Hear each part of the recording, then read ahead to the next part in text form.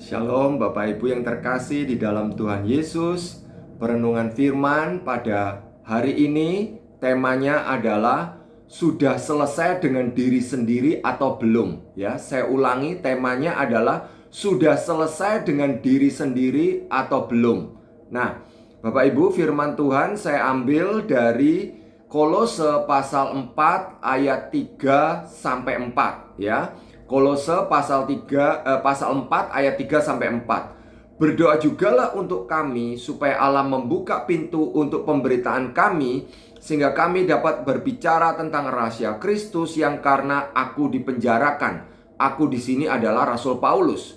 Ayat 4 ya, dengan demikian aku dapat menyatakannya sebagaimana seharusnya. Nah, Bapak Ibu yang terkasih di dalam Tuhan, apa yang biasanya kita harapkan bila kita sedang menderita ya? Saya ulangi ya, apa yang kita harapkan bila kita sedang menderita? Biasanya kalau kita sedang menderita, termasuk diri saya sendiri gitu ya, kita berharap apa? Tuhan boleh menolong kita menyelesaikan masalah kita ya. Tuhan boleh menolong kita supaya kita lepas dari masalah kita. Itu yang biasa kita harapkan kalau kita mengalami satu masalah atau penderitaan ya. Nah, tetapi yang menarik di dalam diri Rasul Paulus ya, di dalam Kolose pasal 4 ayat 3 yang tadi kita bacakan, dia meminta jemaat Kolose ya untuk berdoa untuk dia ya. Dikatakan berdoa jugalah untuk kami. Dia minta didoakan untuk apa? Ternyata dia minta didoakan supaya ya, sekali lagi pasal 4 ayat 3, supaya Allah membuka pintu untuk pemberitaan kami. Maksudnya untuk pemberitaan Injil. Jadi yang menarik Bapak Ibu ya, Rasul Paulus tidak fokus kepada supaya Tuhan itu melepaskan dia dari penjara. Tentu saya percaya Paulus pasti juga ingin ya dikeluarkan, dilepaskan dari penjara. Tetapi ketika dia menulis surat Kolose ini ya, dia meminta jemaat Kolose untuk berdoa bukan supaya dia bisa lepas dari penjara, tetapi supaya justru ketika dia di penjara ya, ketika nampaknya pintu penginjilan itu tertutup ketika dia masuk penjara, justru Tuhan boleh membuka pintu-pintu pekabaran Injil ya, pintu pemberitaan Injil ketika dia ada di dalam penjara ya. Jadi sekali lagi pada saat susah, pada saat Paulus menderita, ternyata dia tetap fokus kepada Allah. Dia tetap fokus kepada misi pekabaran Injil. Dia tidak fokus kepada dirinya, apakah dirinya dibebaskan atau tidak, Bapak Ibu ya. Dan kalau kita membaca di dalam Kisah Para Rasul maupun juga surat-surat Paulus yang lain, maka kita akan langsung bisa melihat ya bahwa apa? Ternyata penjara dan penderitaan itu tidak pernah menghentikan misi pekabaran Injil, tetapi justru membuka pintu-pintu yang tidak akan bisa dibuka kalau kita tidak mengalami penjara atau penderitaan itu. Sebagai contoh Bapak Ibu ya, kalau kita membaca dalam Filipi pasal 1 ayat 12 ya, Filipi 1 ayat 12 dan 13, di situ Paulus mengatakan begini, aku menghendaki saudara-saudara supaya kamu tahu bahwa apa yang terjadi atasku ini justru telah menyebabkan kemajuan Injil, sehingga telah jelas bagi seluruh istana, maksudnya itu istana Kaisar begitu kan ya, Kaisar Romawi pada waktu itu karena dia naik banding kepada Kaisar ya, sehingga telah jelas bagi seluruh istana dan semua orang lain bahwa aku dipenjarakan karena Kristus ya. Jadi yang menarik di ayat 12 tadi katakan justru pemenjaraan Paulus itu membawa kemajuan bagi Injil karena apa? Justru karena dia naik banding kepada Kaisar gitu ya. Dia justru ketika ditanya Kaisar gitu ya, apa kesalahan yang dia lakukan?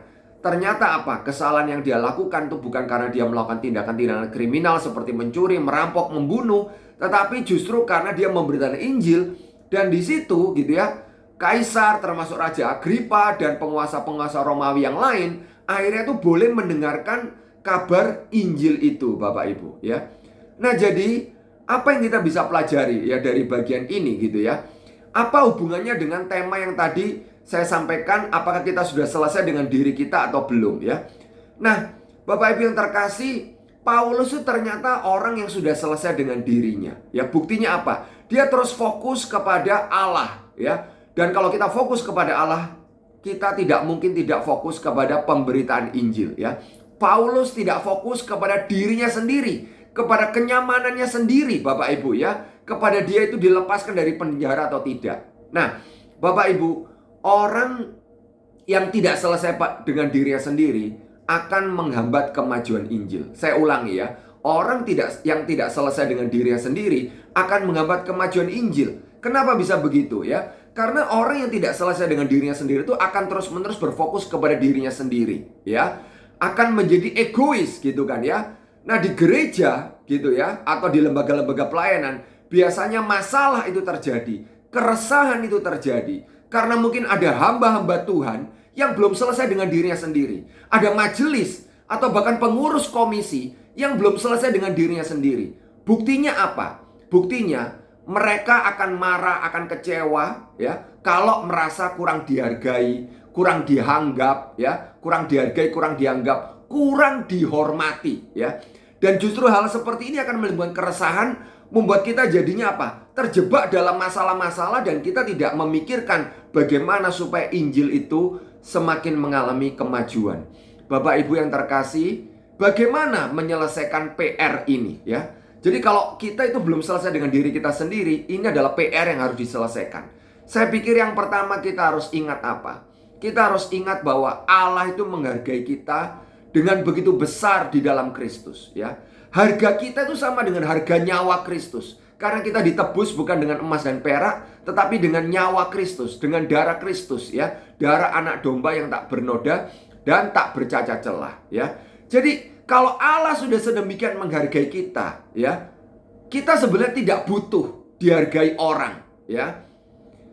Orang menghargai kita atau tidak menghargai kita, harusnya itu tidak menjadi masalah buat kita ya. Harusnya itu tidak menjadi masalah. Itu namanya orang yang sudah selesai dengan dirinya sendiri, karena dia tahu dia sungguh-sungguh berharga di mata Allah ya. Jadi Bapak Ibu, saya sangat menganjurkan bila ada di antara kita ya yang mengalami hal ini, yang merasa saya kok orangnya gampang marah kalau saya kurang dianggap, kurang dihormati, kurang dihargai. Bapak Ibu, saya sangat menyarankan untuk kita termasuk komisi muda gitu ya, anak-anak muda. Untuk apa? Kita bisa menemui konselor Kristen atau menemui hamba-hamba Tuhan di mana kita bisa menceritakan pergumulan kita ya, supaya kita ditolong menemukan akar masalah kita dan supaya kita ditolong menjadi orang Kristen yang selesai dengan diri kita sendiri, supaya kita bisa terus bertumbuh menjadi makin serupa Kristus, makin dewasa, sehingga apa? Kita tidak lagi fokus kepada diri kita sendiri, tapi kita bisa terus fokus kepada Allah, fokus boleh melayani Allah, sehingga hidup kita boleh mempermuliakan Allah. Kiranya Tuhan memberkati Bapak Ibu sekalian. Shalom.